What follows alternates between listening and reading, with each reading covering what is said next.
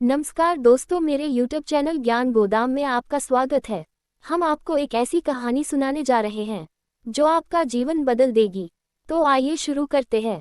ये कहानी इस प्रकार है।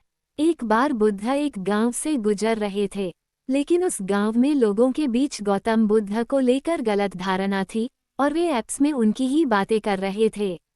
वो बुद्ध को अपना दुश्मन मानते थे। जब उस गांव में बुद्ध आए तो गांव वाले उन्हें बहुत भला बुरा कहने लगे और बदुआएं देने लगे। एक व्यक्ति गौतम बुद्ध से बोला, आप चले जाओ यहाँ से। लोगों में नाराजगी इतनी ज्यादा थी कि वो उन्हें देखना पसंद नहीं करते थे। लेकिन इसके बावजूद भी बुद्ध गांव वालों की बात शांति से और मुस्कुराकर चुपचाप सुनते रहे। गांव वालों ने देखा कि उनकी बातों का बुद्ध पर कोई असर नहीं हो रहा है और वे विनम्रता से उनकी बातें सुन रहे हैं। तो गांव वाले जब बोलते बोलते थक गए तो आखिर में बुद्ध ने कहा कि यदि आप सभी की बातें समाप्त हो गई हो तो मैं अब प्रस्थान करूं। ये बोलकर वो मुस्कुराने लगे। बुद्ध की बात सुनकर गांव वाले हैरान रह गए। लेकिन उस भीड़ में एक व्यक्ति ने बुद्ध से कहा कि हमने तुम्हारी कोई प्रसन्नता नहीं किया, हम तुम्हें बदुआएं दे रहे हैं, क्या तुम्हें इससे कोई फर्क नहीं पड़ता? बुद्ध मुस्कुराते हुए बोले, जाओ, मैं आपकी गालियां या बददुओं को लेता ही नहीं।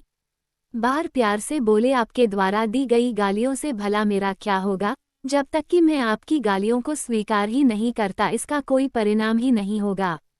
जानते हैं, कुछ दिन पहले एक व्यक्ति ने मुझे बहुत सारे उपहार दिए, लेकिन मैंने उसे लेने से मना कर दिया। जब मैं लूंगा ही नहीं तो कोई मुझे कैसे दे पाएगा? गांव वाले महात्मा बुद्ध की बातें सुनकर हैरान हो गए। बुद्ध ने पूछा, बताइए, अगर मैंने उपहार नहीं लिया तो उपहार देने वाले व्यक्ति ने क्या किया होगा? और फिर मुस्कुराए भीड़ में से किसी ने कहा, व्यक्ति ने अपने उपहार को अपने पास रख लिया होगा। बुद्ध ने कहा, मुझे आप सब पर इसलिए दया आती है क्योंकि मैं आपकी इन गालियों को लेने में असमर्थ हूँ और आपकी ये गालियाँ आपके पास ही रह जाएगी। इस बात का मुझे दुख है। सीख।